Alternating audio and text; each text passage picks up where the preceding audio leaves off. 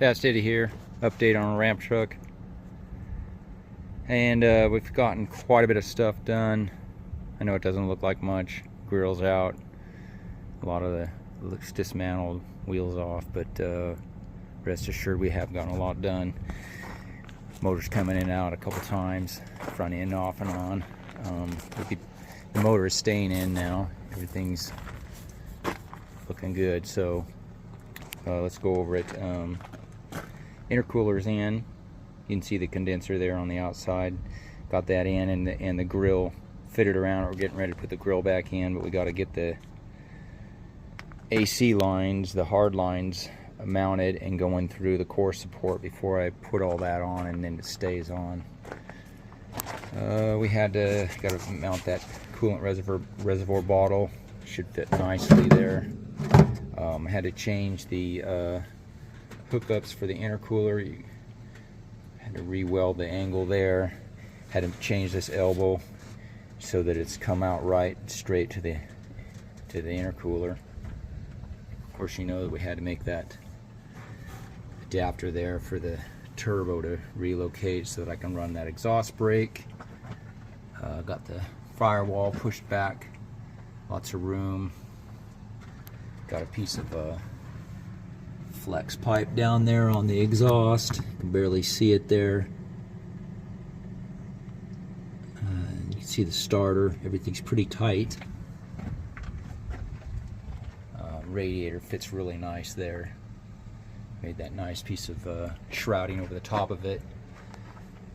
Save your hands or face, whichever. Let's see what else. You see the piping there. We had to modify to fit for the intercooler. Throttle linkage setup is done. Brakes are done. Got the new clutch slave cylinder there.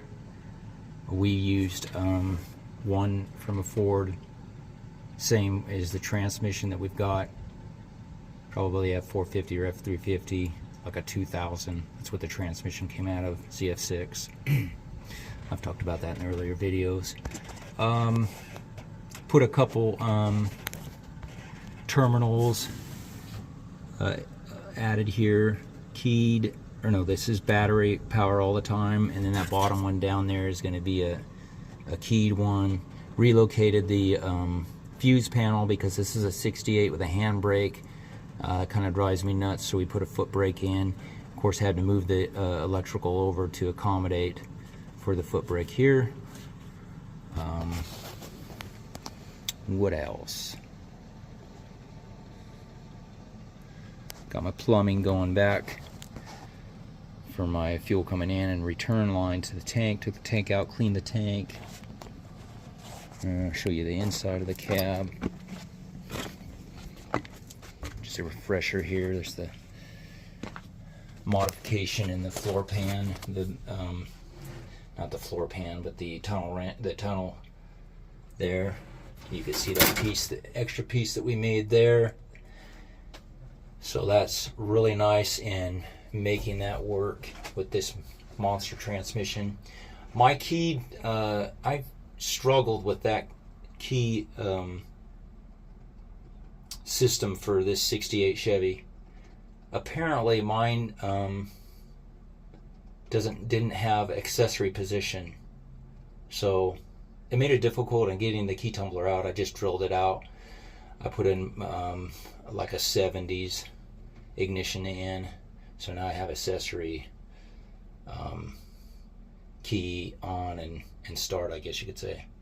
I did a nice, I don't know if you see that or not, tachometer install there. I could not stand everything of where I put it.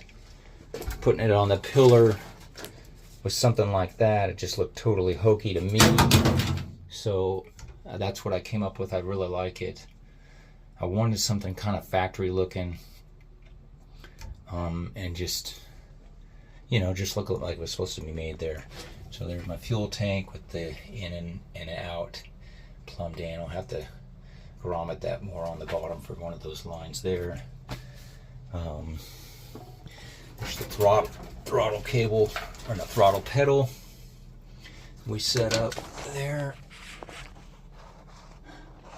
Might make a stand for my heel position here to rest while I'm pushing on the throttle for comfort. It'll finish up a little bit of wiring.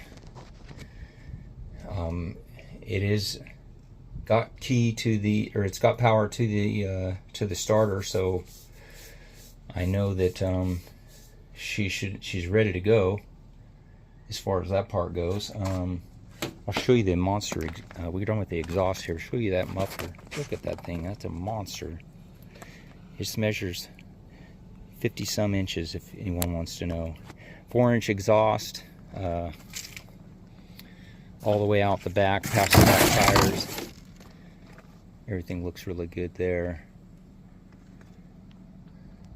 I'm going to be running 2 batteries. For right now, I'm going to run the batteries back here. They will be back here, but this is not going to be where they're actually located. But they're going to be in a like a toolbox, so I'll be able to open a door from that side over there and access the batteries. So that'll be temporary, because this is going to be the general location where they're at. So that's as we're going to mount them right here on the frame for right now. Yeah, I'm real happy with everything coming along as it is. Maybe this week we'll be starting it.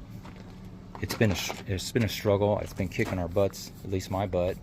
It's been over 100 degrees today. It took me a while to tape this, just because my phone said it was overheated and wouldn't tape. So it probably took me an hour to just let it cool off in my truck. So yeah, new problem that I had was these are steel wheels. I won't be running these wheels except for 2 on the back and the inside, but they're Dodge late model wheels. They're the same bolt pattern as Chevy, but here's the deal that maybe some of you already know. This center circle right here is bigger than Chevy. Chevy not only uses the same pattern of bolt pattern, but Chevy uses this center circle to center on the hub of the wheel.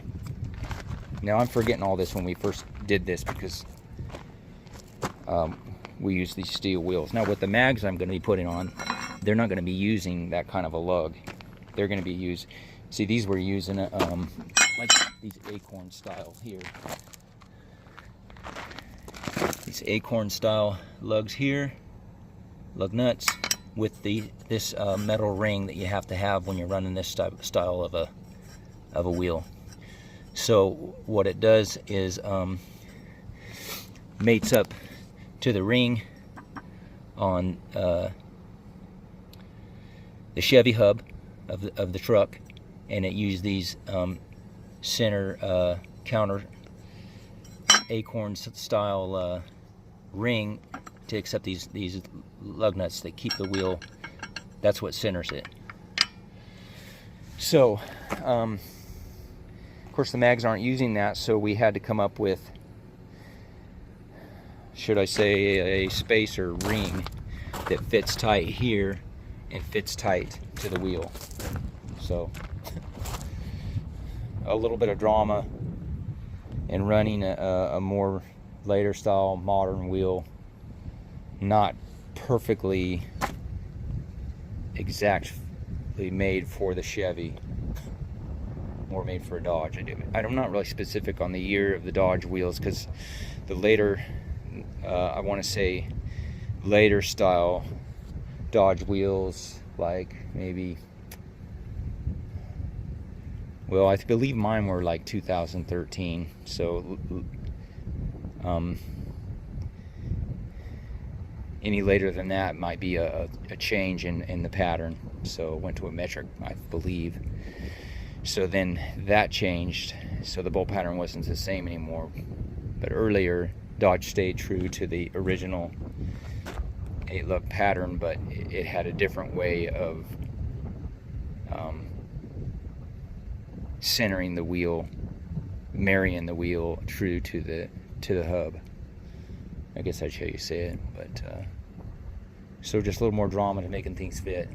It's just been par for the course on this project. But so yeah, we're getting close to getting her running and driving it home. So we did also made a nice well, we used this stock elbow actually, and I don't know, this came from a late model Dodge. I bought a bunch of parts from some guy on Marketplace, had a bunch of exhaust and late model parts from a Dodge, I don't know what year, but got this elbow, which worked perfect for getting the exhaust, or not the exhaust, but the intake routed over that way toward the to the edge where this air cleaner would need to be. So this air cleaner here kind of mounts up in like an angle like this into that corner right there with that elbow. So yeah, everything's coming together good, and hopefully we'll have it running this week. All right, guys, have a good one.